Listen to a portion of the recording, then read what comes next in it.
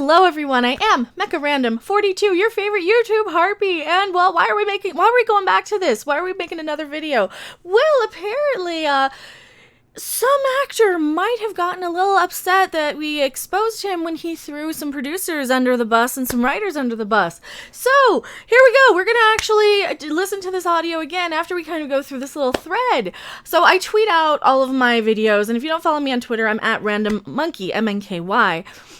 This is pretty much my YouTube notification since it's broken, and I will do my best to tweet out as soon as I either get up in the morning if I upload one overnight, or as soon as I upload a video, just so you guys know that, hey, I've got a new video out there. So definitely follow me on Twitter.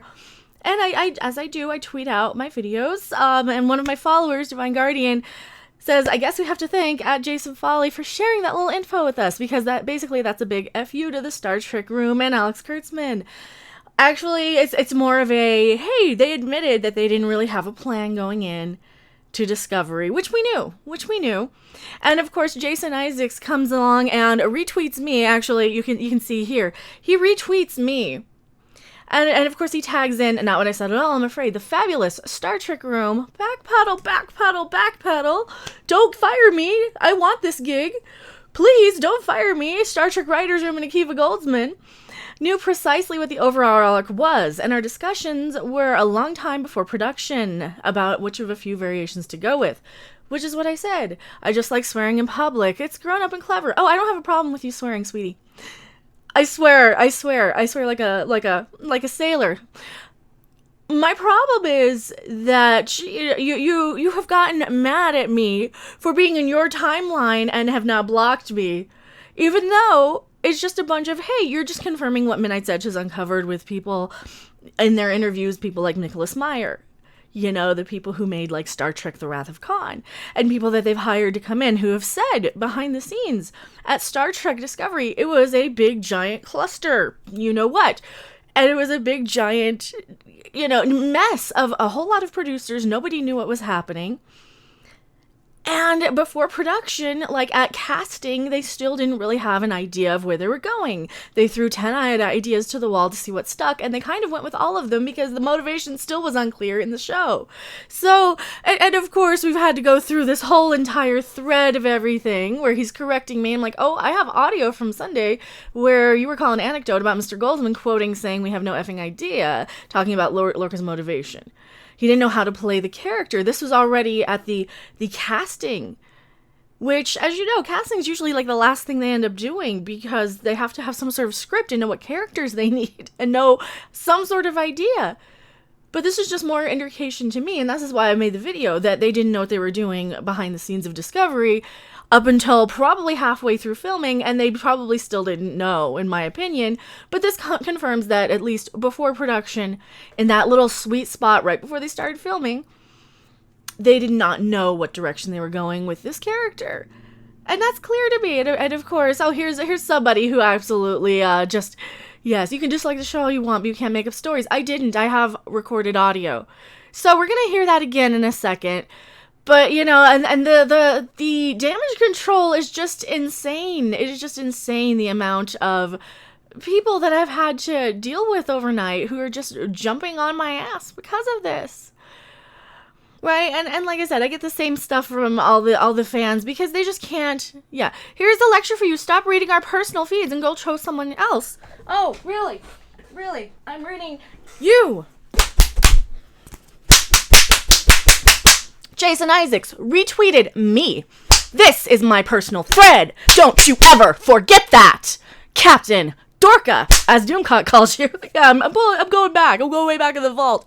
You retweeted me. This is my thread. You will not mess with this harpy. Do you understand me, Jason Isaacs? Now that that's clear, back to the video. So yes, here you can see he retweeted me. This is my thread now. Are we clear? Too drunk to know what you're doing, Jason Isaacs? Because you kind of were at Star Trek Las Vegas. Let's listen to a little bit of this, shall we?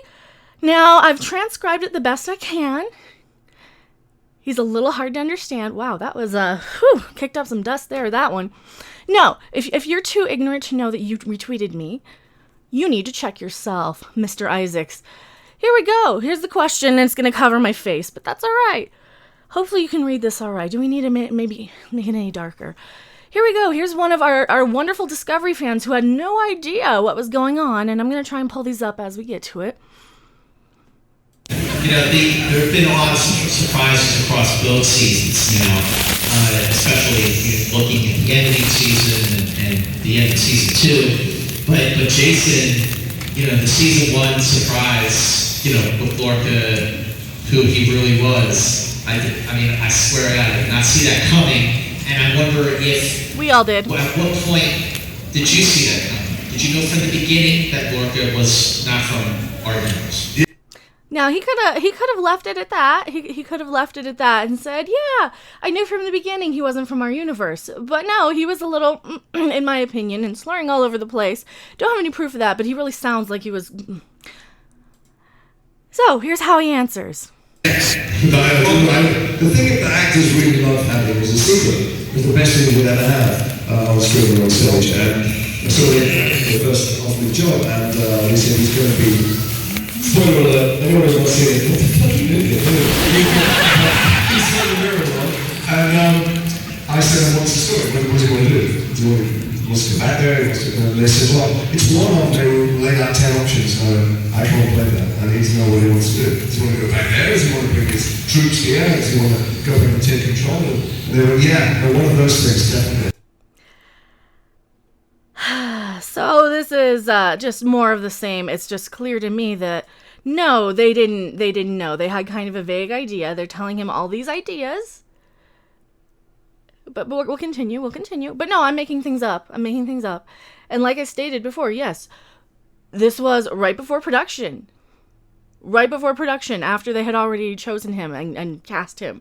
Before he, like that little split second before he accepted the job. So that's what, about a week before production, maybe a month tops. And so it was a week during which I wasn't going to do the job.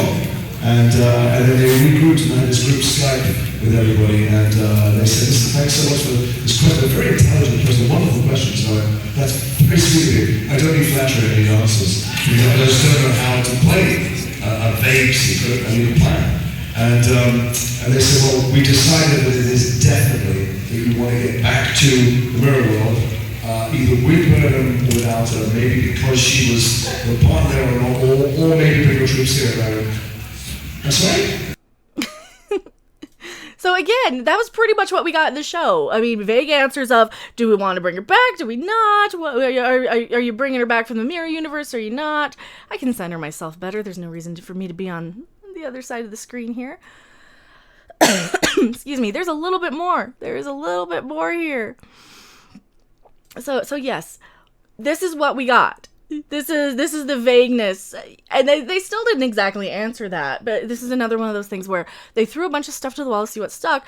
This is what really was really important to me.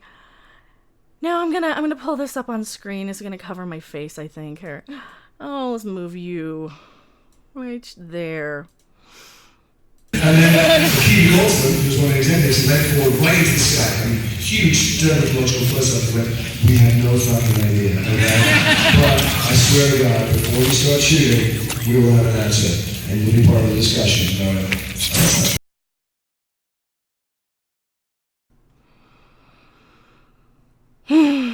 So they had no idea, but before they started shooting, they would have an answer. And you'll be part of the discussion. Well, clearly they didn't have an answer, and this just confirms.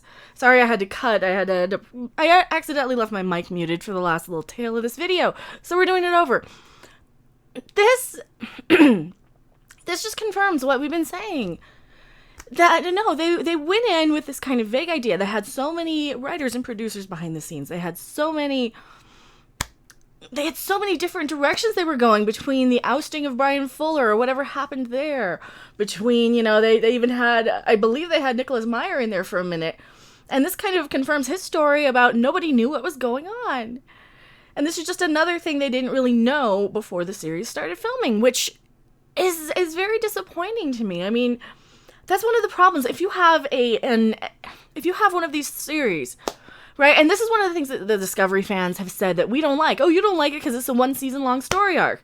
I'm like, no, we love season long story arcs. I'm a huge Babylon 5 fan. Huge Babylon 5 fan. Love season long story arcs or series long story arcs. But you have to have them planned out in advance and not just throw a bunch of crap to the wall and see what sticks. And this really seems to me like Jason Isaacs is backpedaling because he said something he shouldn't have. And he doesn't want to lose his job at the conventions. He doesn't want to lose his jobs with these producers in the future, if there's any jobs with them in the future. And that is all this seems like to me. So for everybody who's out there saying, oh, you guys are just faking, you're making stuff up, what do you hear? What do you hear? Because to me, I hear that they had cast him and they had offered him the job, and he didn't want to really do it because he had no idea how to play the character right away because they didn't tell him anything about it. They had a vague idea, which he even uses the word vague. They had a vague idea of what's going on. And they threw a bunch of crap to the wall to see what stuck and to kind of insert, how do we insert and lift up Michael Burnham as the lead character instead of, the captain of the ship? I would almost wonder, that would be the question I would have asked him. What does it feel like to not be included in any of the captain's things, but have this girl who's a wannabe Vulcan, who didn't even go to Starfleet, who has assaulted her captain, started an entire war? How do you feel about that girl being on all of the captain's photo promotional things, right? And being treated like she's the captain when she's not. That's one of my biggest problems with the show. It just doesn't understand the chain of command. It doesn't understand. It really doesn't understand what Star Trek fans' expectations were. Star Trek fans have this, we want this ensemble cast, and you can change it up. You can do different things, but you have to have ensemble cast. Everybody has a purpose on that ship. If you're on a ship, and if you're naming the show Discovery, you better go out and discover something. Right? And none of this crazy little story arc that only is there to propel this main character who isn't even the captain of the ship. So that's kind of what I heard on this, is that he didn't know how to play a character with a lot of vague secrets. And Akiva Goldsman admits that, well, they had no idea when they were writing this, right before they were filming. They had no idea what they were doing with this character. He got right in Jason Isaacs' face. Akiva Goldsman got right in his face and said, huge dermatological close-up, we have no idea. We have no effing idea. Now, I don't care about the swearing. That's fine. This is the story, though, that they didn't know. Tell me what you guys hear on the audio clip. Hopefully you can read it pretty well for the transcript. I am Mecha Random 42, and I will see you guys on the next video, live stream, or wherever. I think we're still going to do game night tonight for Jackbox. I don't know. Bye! Thanks for watching. If you liked it, make sure to hit that like button. And if you want to see more, don't forget to subscribe. See you in the next video. Bye!